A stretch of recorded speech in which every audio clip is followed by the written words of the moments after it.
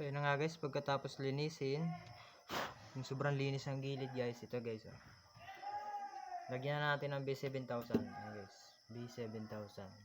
Mura lang to guys sa Shopee. Bubili na kayo sa Shopee. Yung LCD guys ay itinis ko na, okay naman. Tinis ko na yan kanina. Kasunod na natin gagawin ay lalagyan na natin ng dikit. Kita nyo ba? Ayan guys ah.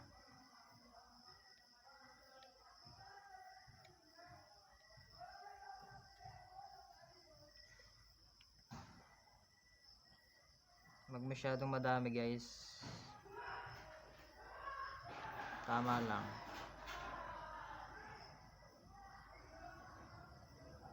Ito guys, wag natin lagyan yung sa mouthpiece sa may dulo. Napadami na nga.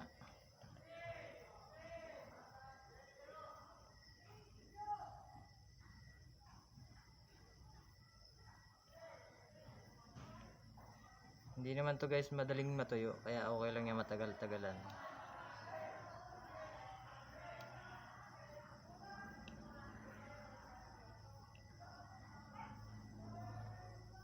Huwag din natin guys lalagyan tong ano, abang tawag dito, nalimutan ko, itong bilog na to. Huwag nating tabunan. Yung sensor pala guys, yun naalala ko.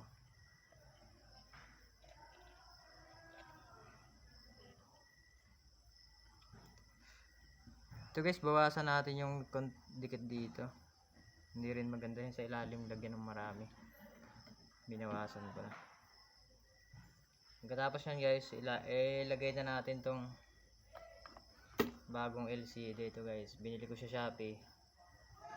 Sa Shopee guys, mura lang siya sa Shopee ang LCD kumpara sa Lazada. Ayan guys oh.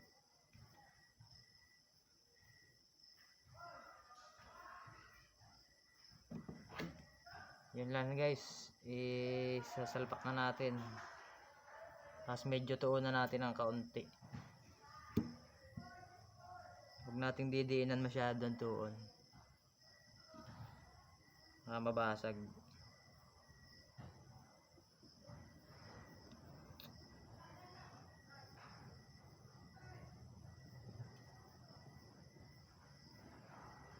Medyo luwag yung LCD guys. Hindi masyadong fit. Ayan o.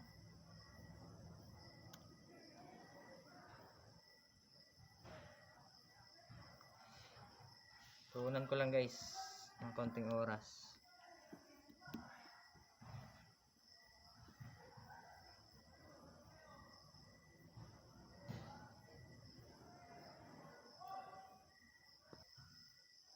So ayan guys, naubusan ako ng goma. Kaya tape lang muna nilagay ko. Konting tape lang guys. Pag dinamihan nyo guys yan, mamumuti ang screen yan. May puti-puti. May posibilidad na hindi rin matouch. Kaya guys, ingat lang sa paglalagay ng tape. Kunti lang dapat. Kasi dapat dito na pressure masyado eh. Ayan guys, nilagyan ko lang ng konting tape. Papatayuin ko to guys hanggang makamamaya. Mga 3 oras o 2 oras. Depende sa init guys. Ngayon gabi ko to ginawa guys, kaya hindi pwedeng hindi pwedeng alisin ng kunting oras at baka hindi dumikit. Ayan guys. So yun nga guys, pagdating naman dito sa may battery, lagyan nyo lang ng double sided guys. Huwag yung masyadong damihan. Kahit konti lang guys, para dumikit ulit yung battery. Ayan guys oh. Lagyan siya ng double sided para lang bumalik sa dati yung battery guys.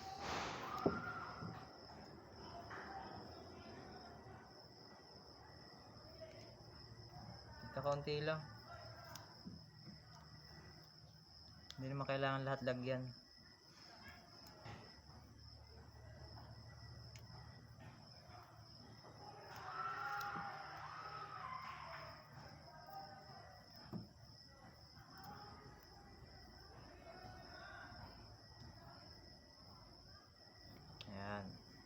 Okay na yan guys.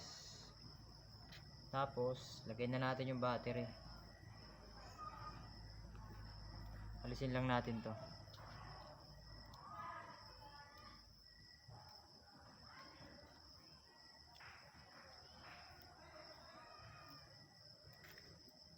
Ayan guys.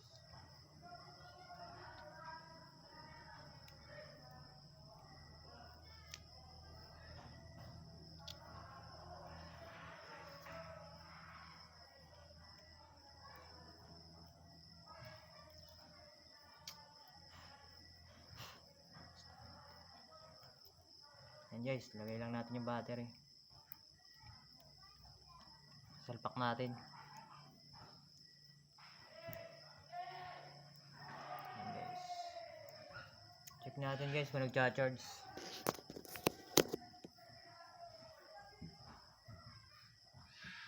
Opo, may sarado guys.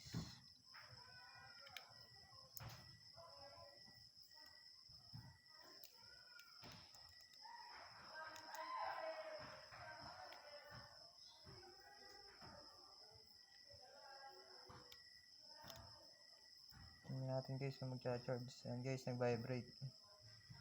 Ayan guys, nakita nyo naman nagcha-charge. Charge ko na muna to guys. 5% siya.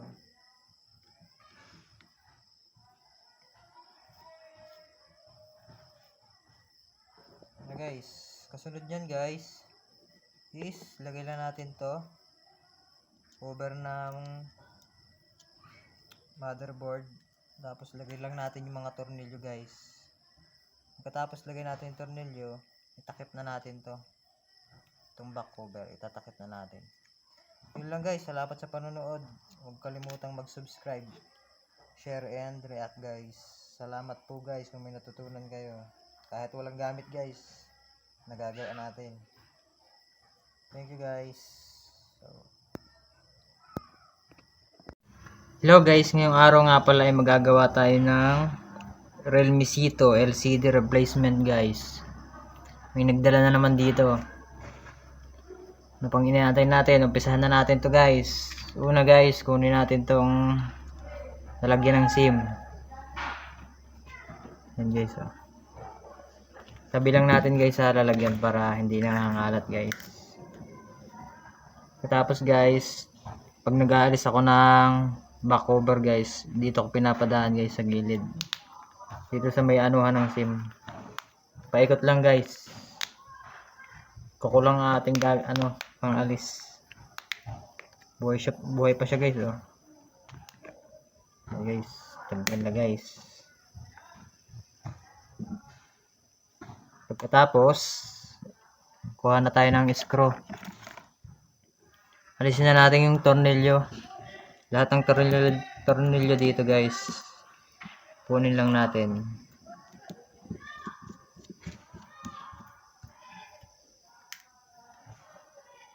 Yung ibang tornilyo dito guys, inalis ko na kanina.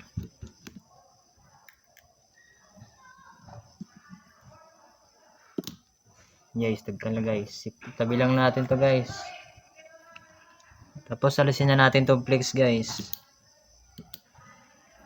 Yan, alisin na natin lahat ng flex. Tapos guys, ang pag-alis guys sa battery, yung malambot lang na bagay guys ang ipapang-alis natin sa ganito guys. Kasi pag matigas na bagay guys, halimbawa ay screw, hindi pwedeng pansundot dito guys. Kasi pag nabutas yan, nako po, masisira yan guys. Huwag natin bubutasin ang battery. Talaga napaka-sensitive nito guys. Alasin lang natin dito guys.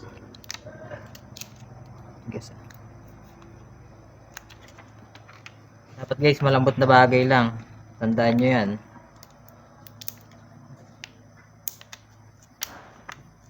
Guys, oh.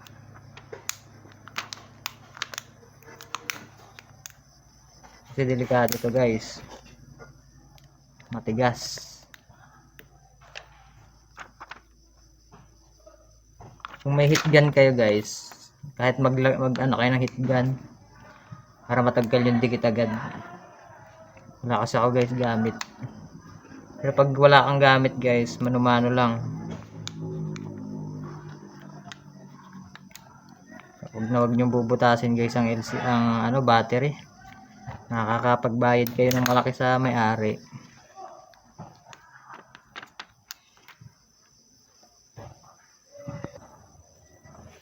Ayan guys. Payo ko lang guys, kapag mag-aalis kayo ng battery, gumamit kayo ng heat gun guys. Kasi delikado to guys pag pupursahin, baka mabutas yung battery. Sobrang nahirapan ako dyan guys sa battery. Pagkatapos guys nating alisin yung battery, alisin na natin tong flex ng LCD.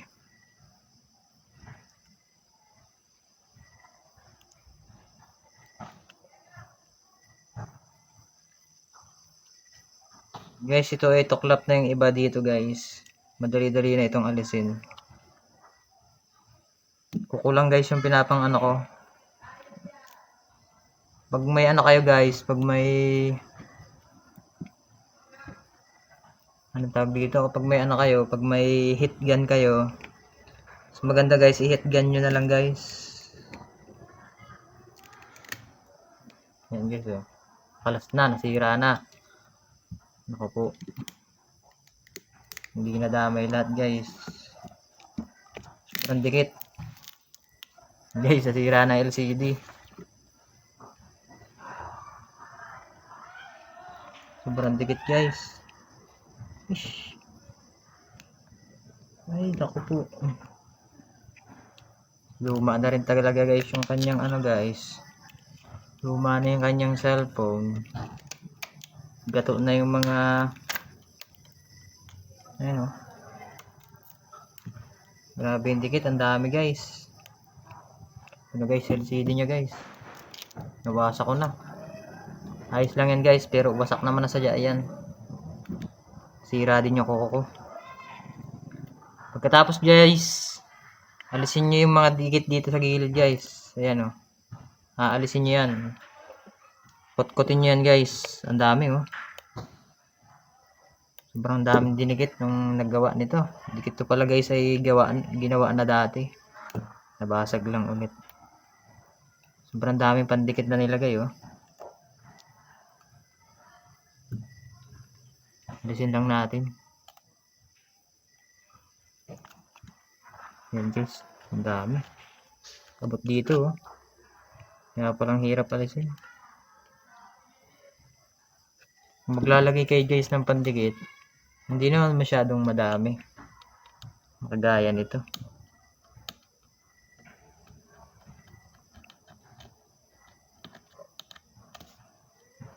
Abot na dito sa baba, oh.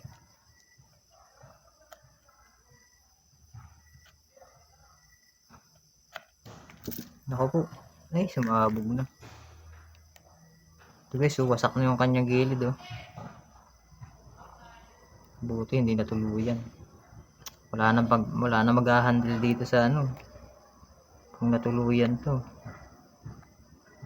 Buti na lang hindi natuluyan guys.